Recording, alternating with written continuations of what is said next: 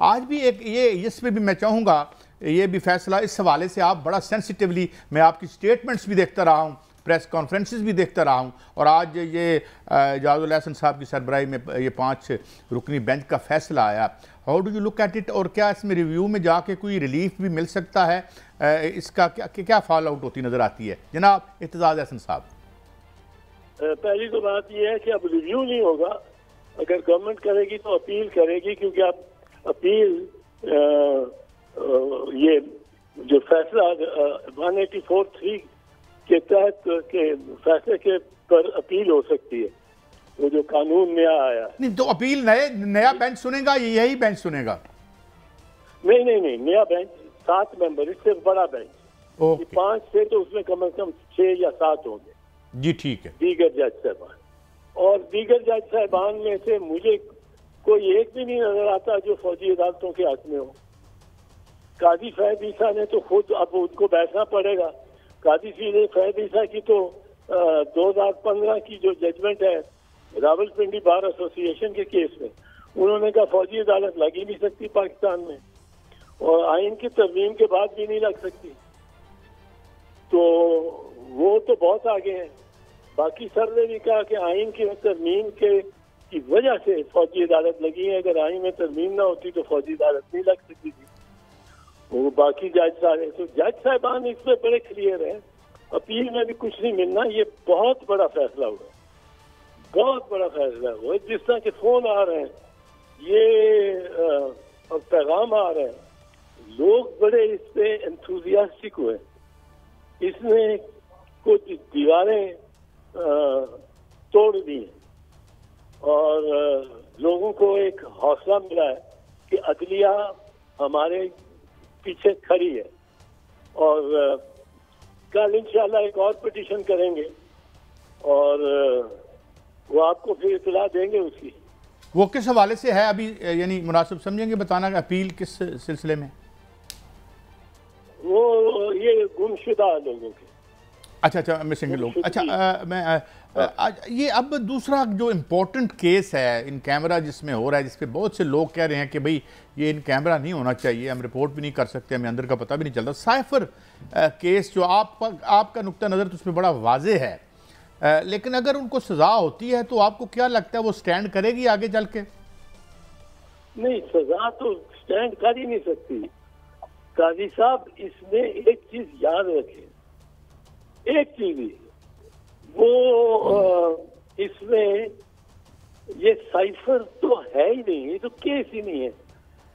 एक prime minister को आप जो उसके फराइज में काम करने का उसकी स्वाबदीद में है, और वैसे भी दुरुस्त है, वैसे भी दुरुस्त है। अगर प्राइम मिनिस्टर को धमकी मिले, और ये मुझे मानते हैं कि धमकी मिली है, उसकी वजह से इन्होंने अमेरिका से प्रोटेस्ट किया, डिमार्च किया।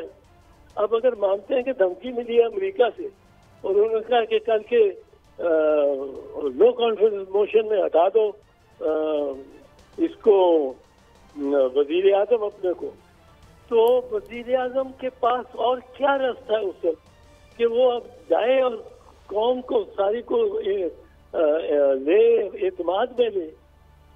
और साइफर अगर सीक्रेट डॉक्यूमेंट है तो सीक्रेट डॉक्यूमेंट को अफशा करने का इख्तियार ही प्राइम मिनिस्टर के पास है।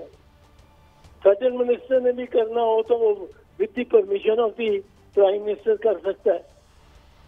अब उसने जुर्म ही नहीं किया। एक देखे ना, मुझे ये इख्तियार हो कि मैं अपने घर से गेट के बाहर चला जाऊं और मैं बाहर निकलता हूं तो वो कहते हैं तुमने जुर्म किया। वो जुर्म ही नहीं है।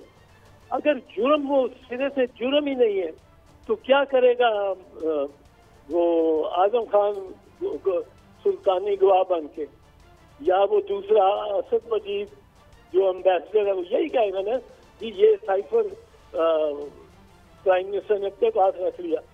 वो कहेगा कॉपी इसके पास रही, इधर रही, उधर रही। वो असद मुनीर कहेगा कि जी मुझे धमकी नहीं मिली। वो साइफर में तो कह बैठा है कि धमकी मिली। पर असल बात है कि साइफर को रिटेन करने का जुर्म है। अब रिटेन करना जुर्म नहीं था जब इमरान खान पे साइफर का केस चलाया। उस वक्त नहीं था जुर्म। जब ये जुर्म तो अब अगस्त में बना है, वो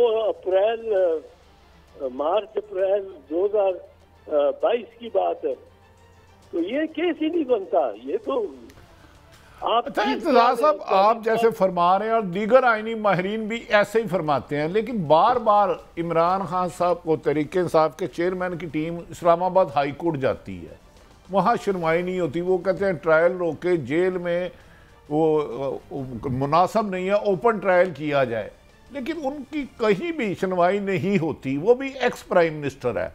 दूसरी तरफ आपने परसों देखा होगा मोहतरम नवाज शरीफ साहब तशरीफ लाए, वो सजा याफ्ता भी थे और इश्तिहारी भी थे, लेकिन उन्हें सरकारी प्रोटोकॉल दिया गया। FIA भी वहां गई, नादरा भी गई और PM से ज्यादा बादशाह का प्रोटोकॉल दिया गया। क्या इस मुल्क में इस वक्त 2 कानून है? IG DIG ने उसको सल्यूट मारा है, और कोई जेल से भागा हुआ हो उसको अगर आप फैसिलिटेट करते हैं या उसको हार्बर करते हैं, सेक्शन 216 के तहत उसको 7 साल की सजा हो सकती है, और इनको होनी चाहिए, इनको सजा होनी चाहिए जिन्होंने उसको तहफ़्फ़ुज़ दिया है। वरना हर शहरी का ये फर्ज है कि वो अगर कोई कैदी भागा हुआ हो, जेल से बाहर हो, उसको वो गिरफ्तार करे या गिरफ्तार करने में मुआवनत करे। ये तो अफसर सारे इन पे 216 लगती है। तो इस हवाले से हम कह सकते हैं कि आइंदा अगर ये कोई और हुकूमत, जिस तरह आपने पहले पिछली स्टोरी के हवाले से कहा, तो can these cases be taken up if it is a crime, जिस तरह आप कह रहे हैं हुआ है? आपके जो हाई कमिश्नर है लंदन, उससे शुरू होके पाकिस्तानी जो जहाँ भी हो मुल्क से बाहर भी कोई जुर्म करे या पाकिस्तानी कवानीन की खिलाफ वर्जी करे, हो बरतानिया में या फ्रांस में, वो उस पर अगर पाकिस्तानी है तो शहरी है तो उसको उस पर मुकदमा चल सकता है। और इन पे चलना चाहिए। इत्तज़ार साहब, एक तो जो एम्बेसडर है फैसल साहब, उन्होंने किया, और जिन अफसरान ने इन्हें इधर फैसिलिटेट किया, नादरा पहुंचा, FIA पहुंचा, इमिग्रेशन ऐसे हुआ जैसे उनके मतहत था। क्या इनके खिलाफ कोई गैर कानूनी कार्रवाई हो सकती है कि एक मुलज़म इश्तिहारी हो, सजा याफ्ता, उसे पकड़ने की बजाय उसे सहूलत कारी मुहैया की जाए बादी उल नज़र में या मुबैना तौर पर? नहीं, इनके खिलाफ कानूनी कार्रवाई हो सकती है, गैर कानूनी नहीं होगी। वो बिल्कुल कानूनी कार्रवाई हो सकती है। इनको हथकड़ियां लग सकती है और लगनी चाहिए। कोई आ गया ऐसा तो कर दिखाएगा।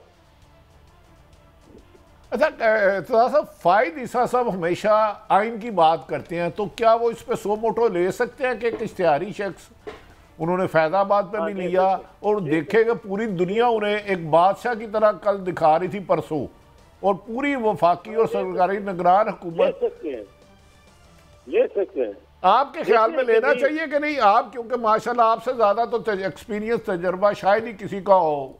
नहीं, लेना चाहिए।